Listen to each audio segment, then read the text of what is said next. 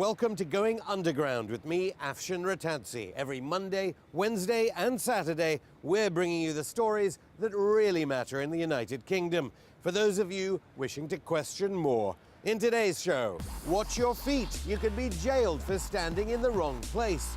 And the UK Army's off to Burma to apparently train them on their human rights. Plus, is Britain already in the EU? A survey says many Brits don't even know. For these stories and more, let's go underground. Lawful protests could become a thing of the past if the Antisocial Behaviour, Crime and Policing Bill is passed. The creation of new orders would give power to councils to ban gatherings for no other reason than they may cause nuisance. Supposedly targeted at dogs and drunks, many fear the ASBO bill is a further step to a police state.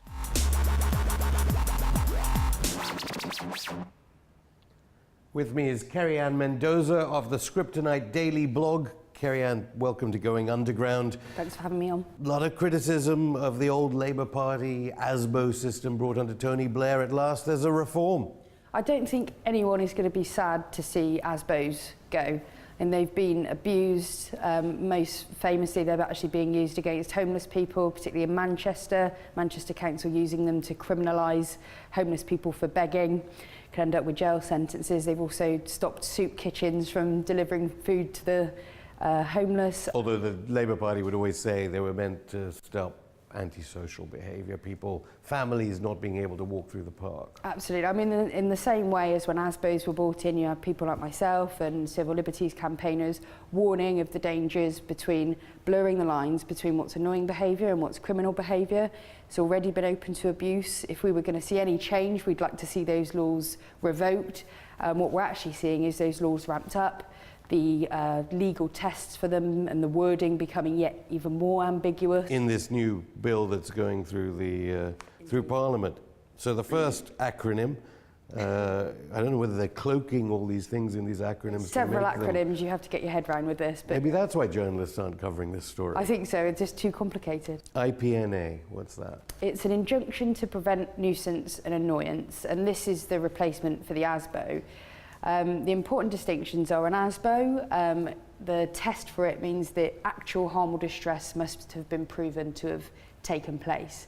With the IPNA, the injunction to prevent nuisance and annoyance, it's just on the balance of probabilities you may cause alarm. Was that because people, law enforcement was finding it hard to prosecute? Well, they definitely haven't found it hard to prosecute. I mean, there are literally thousands of ASBOs applied every year. Some of the most ridiculous ones being an 87-year-old man who's got a 99-year ASBO, which gives him a prison sentence if he's sarcastic to his neighbours.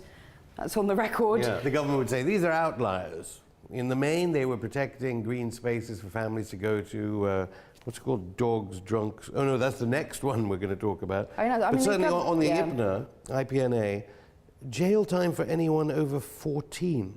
And the orders can be issued to anyone 10 years and up. This is true, and the worst part of that is that, I mean, we all know how good 10-year-olds are at being annoying. That's kind of their job. But in this case, if a 10-year-old receives an IPMA and they happen to live in social housing, the entire family can be evicted from their home for the behaviour of a 10-year-old child, which it doesn't seem fair. Do you think these are mistakes or loopholes in the way the legislation has been written, or it's been with that in mind by the government? I think the government, we've already seen the government's housing policy with the bedroom tax and the other legislation they're putting through, the benefits cap, is already looking to get people out of social housing to reduce the housing benefit bill. I don't think it would be beyond thought or imagination that that's part of the subtext of this legislation. I suppose and equally, if it is a mistake, it should have been gone by now. This bill is in its very final stages in the House of Lords. It's already gone through the amendment process in the House of Commons, and this wording still remains. And as we go further into this, overall it's called the Antisocial Behaviour, Crime and Policing Bill. So these are all within that bill that's passed through the Commons. They are, already. so those are IPNAs. You've also then got the big threat to lawful assembly. PSPOs. That's correct. So those are public space protection orders, which is a fairly Orwellian term even in itself, which essentially gives the police authority to say if 2 or more people are in a public space and are likely to somehow negatively impact the quality of life, and that's the wording for the bill, that they can be have slapped one of these orders slapped on them, which can get you up to a £5,000 fine, 3 months in jail, and then below that, by the, I suppose, right-wing press and those supporters as dogs, drunks, and druggies. That's what it's for. So that's a good thing, presumably, as it's been promoted. I mean, that's the issue. We already have legislation. I mean, we already have alcohol, protection zones. We already have dog control orders. We already have these things in existence with the existing legislation. Why we need yet further laws? And this is the concern of civil liberties campaigners: is that if the, the getting the dogs and the drug abusers and the dog poo off our streets, if that's already in the legislation, I think the real aim of this piece of legislation is to get dangerous political ideas off our street. And when I say dangerous, I mean through the, from the perspective of the powers that be, the political elite, the economic elite. Which leads us neatly on to the crowning achievement of this bill, arguably dispersal orders. For persistent offenders. Describe what the dispersal orders would be. This is really dangerous. I mean, anyone who's gone on a protest in at least the last 10 years will know there's been a marked change in what it feels like to be on a protest. 10 years ago, you marched from point A to point B and the police lined the route. You had a speech at the end and everyone went home. That doesn't exist anymore. You end up in a police kettle, which is where the police surround you. You've got forward intelligence teams which are filming everybody who's on that protest, so that's where your persistent offender comes from. They'll have a database with your face on it and saying, well, this person has been on 4 protests of particular in the last year. activists who are organising it's everyone, trade union everyone. So every marches. protest I've attended for the last few years, I've been filmed, and so was everyone else that was on the protest. So you say repeat offender essentially means someone who cares enough to repeatedly attend protests. So they've already been doing it. So what extra powers? Well, now they can criminalise it, which is the difference. I mean, I've experienced this myself, of actually the police using random Section 60 stop and search powers and all these sort of shenanigans to find a means of arresting you and taking you away from the protest, and have twice gone to court and had magistrates almost pulling their hair out. And I can't believe we're wasting time trying to prosecute you. You've done nothing wrong.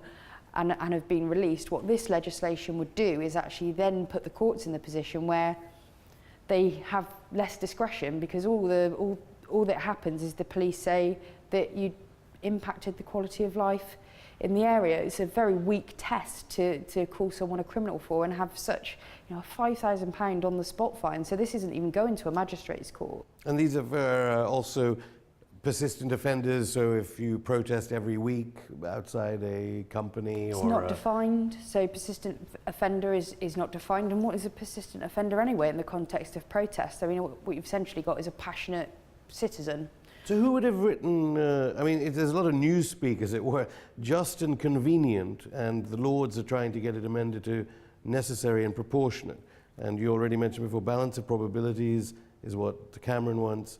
But the Lords won't be on reasonable doubt, which is what is usually the phrase used for criminal conviction. I mean, and I would certainly hope that the Lords are successful in changing that language, because the balance of probabilities, we're almost talking about thought crime here. It's if someone in a position of authority says that on the balance of probabilities you're likely to impact the quality of life in an area. And I mean, the other side of these dispersal orders, which is most insidious, is that they can actually dictate where you go. Once you've assembled, they can confiscate your property if they deem it antisocial.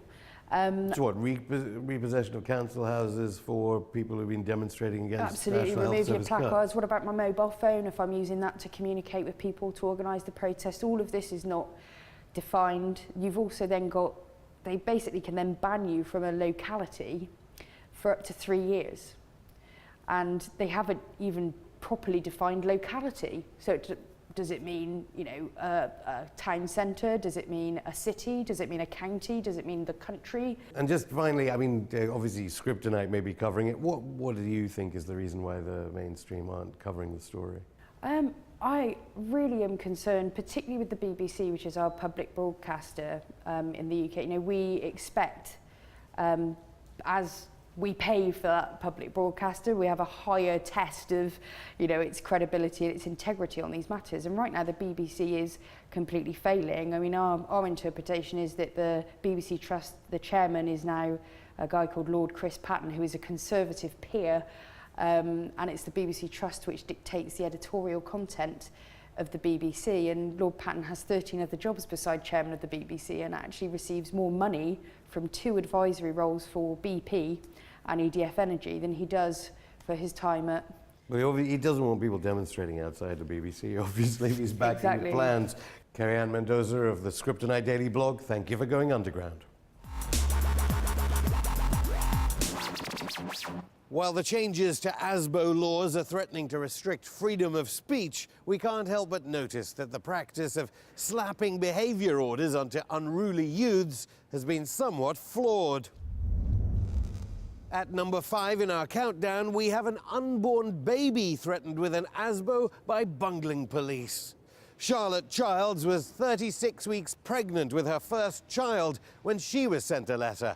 It stated that the baby had been identified as part of a group causing antisocial behaviour, and she was invited to a meeting to discuss how to resolve the issue. Amongst other things, the government wanted her to look at diversionary activities in her local area. The courts also asked for the unborn child to attend a support group. At number 4, a shepherd was given an ASBO denying him the right to graze sheep. It came after claims that his flock was being used as a means for intimidation. The intimidating sheep had apparently strayed into gardens and damaged fences. At number 3 is a car thief that was given an ASBO that prevented him from entering any car park in England and Wales after he admitted stealing from parked cars. Fair enough, you might say. But as his solicitor pointed out, if he steals from a car parked in a car park, he breaches his ASBO and goes to prison. But if he robs a car parked on the high street, well, he's not a repeat offender. At number 2, a teenager was banned from swearing as part of an ASBO after several incidents of antisocial behaviour. The order also prevents him from being abusive to police officers, but only if he is within hearing distance of any member of the public. He can swear away if it's just him versus the police officer. And at number 1, a repeat offender banned from entering certain areas of Lytham in Lancashire was arrested for breaching his ASBO when he was caught reading a book in a library. Very antisocial. He managed to escape serving time in prison for his crime.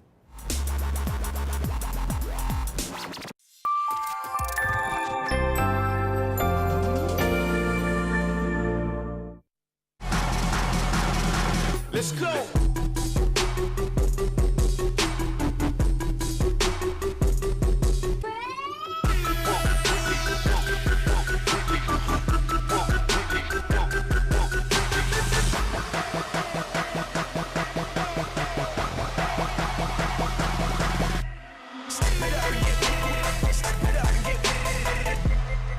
The new Lexus IS, amazing in motion.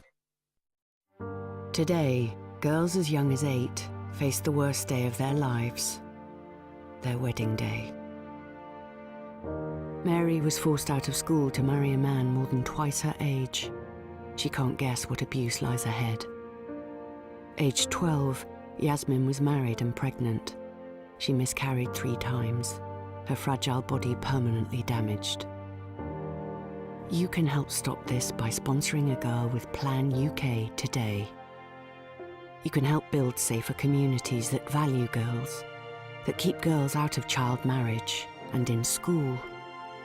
Please text HOPE to 83010, because hundreds of girls need someone special like you to sponsor them right now.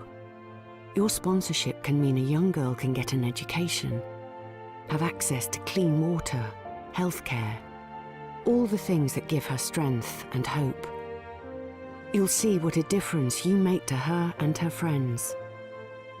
And you'll love receiving letters from the girl you sponsor and the moving updates we'll send you. If you want to give a girl a chance in life, please text HOPE to 83010 or visit sponsoragirl.org and find out how you can sponsor a girl. Please help give a girl a brighter future today. Thank you.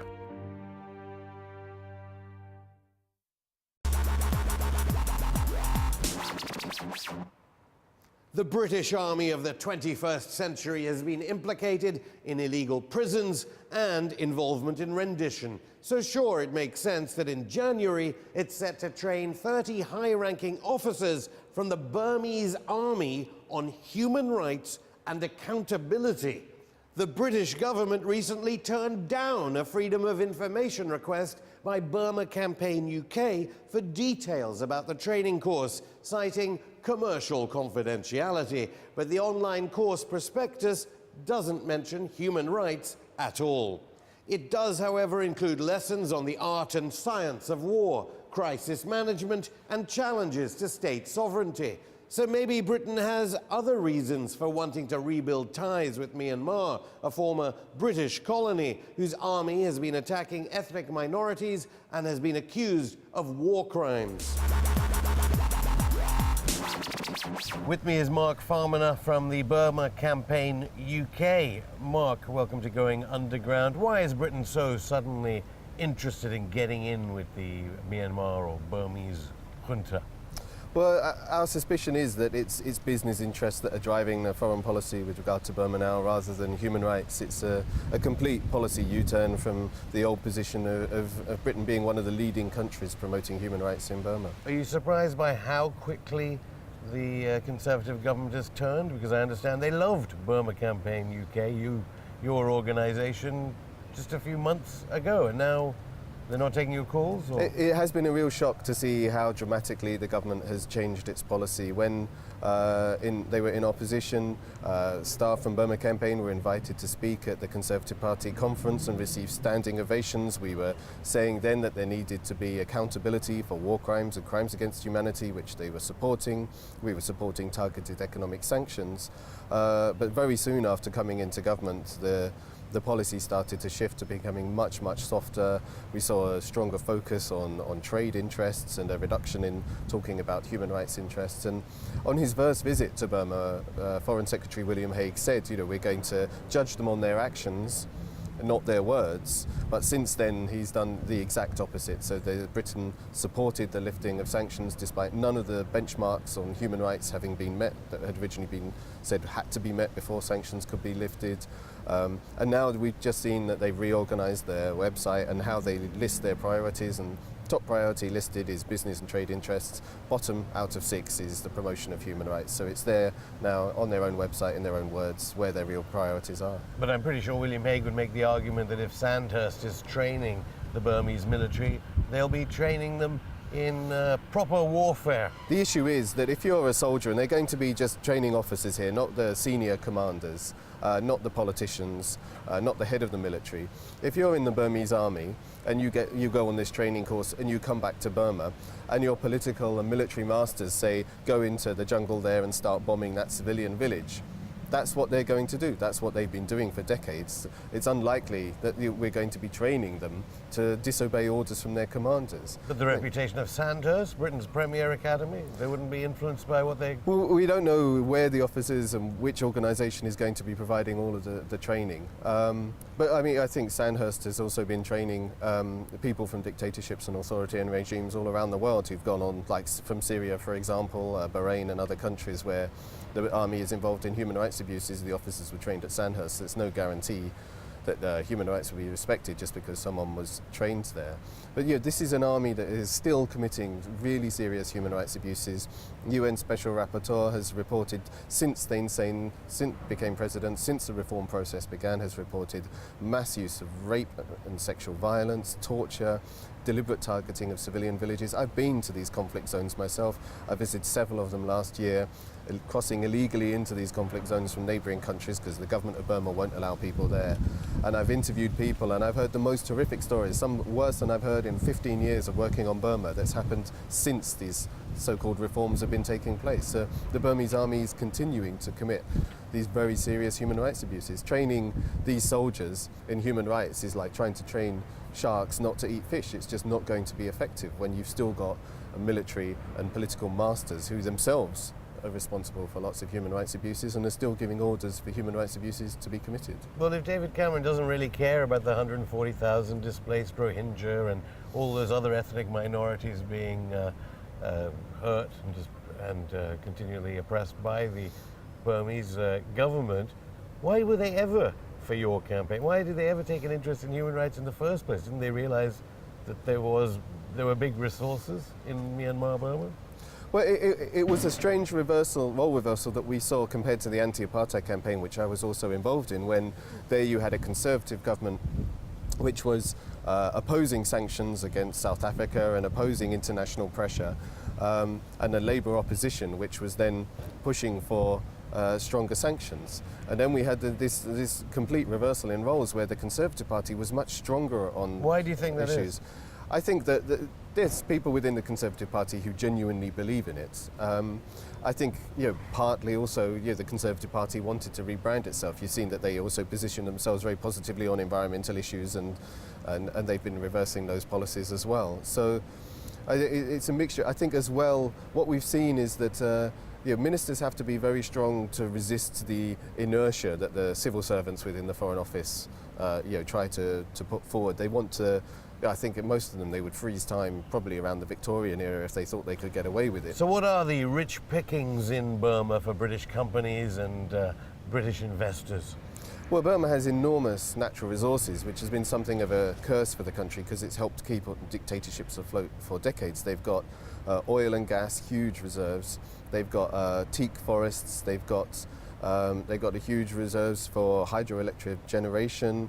They have precious stones, metals, and minerals that are all there, in abundant resources there that are available. But so far, these resources, when they have been exploited, have only been exploited for the benefit of the military. But the British government are thinking about British businesses losing out to South Korean and Japanese firms. Well, there is. People have described it as a new gold rush of companies trying to rush in there and get access, and also access to a very cheap labour force as well, where people are quite desperate and there's very high unemployment and there's no laws to protect workers' rights. So there's a cheap labour source there as well, which is very attractive. But I think particularly where the British government is looking at it, sees itself as having a unique sort of opportunity, is trying to sell services directly to the Burmese government. So we're not just talking about oil and gas investment or setting up a factory here or there, but they actually want companies to win contracts from the government of Burma itself to, for example, advise them on how to develop their national infrastructure, develop electricity infrastructure and these kind of things, and then hopefully from there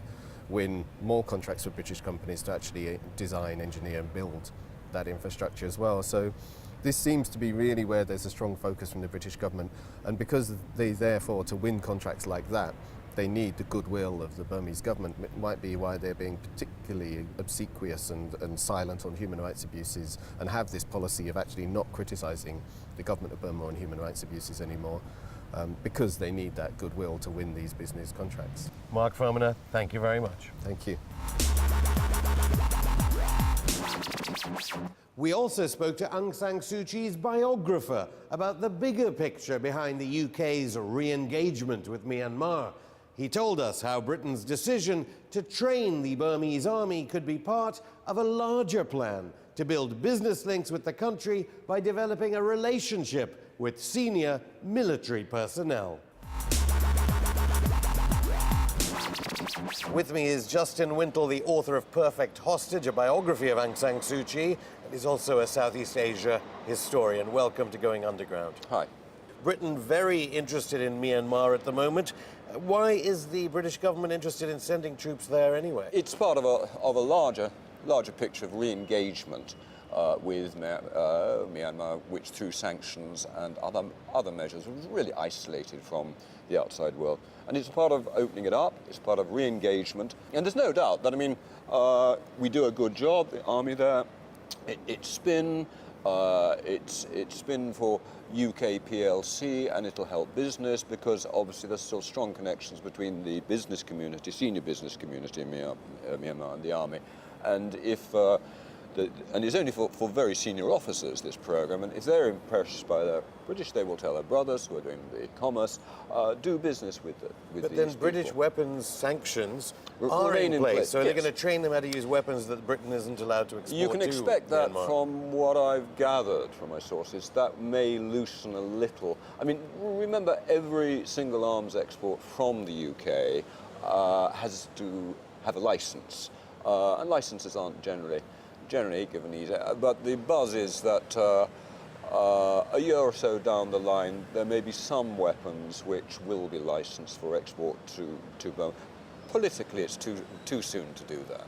Main reason why some of these democratic changes have been introduced to make it more attractive to the West, and the West has responded. We now have a program of re-engagement,